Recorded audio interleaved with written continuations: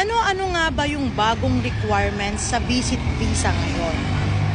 Sige, number 1, kailangan meron ka ng round-trip ticket to your home country. Number 2, dapat meron kang financial na 3,000 dirhams kung 30 days ang visa mo at 5,000 dirhams kung 60 days ang visa mo. Pangatlo, kailangan mo ng hotel booking ng duration ng iyong stay. Pang-apat, invitation letter from the agency na nag-aalaw sa iyo na pumunta sa UAE. Kung kailangan nyo po ng mga requirements na to, tawag lang po kayo sa Yes Pinoy Pro. At just in case naman po, para doon sa mga canceled visa, there will be another video for you.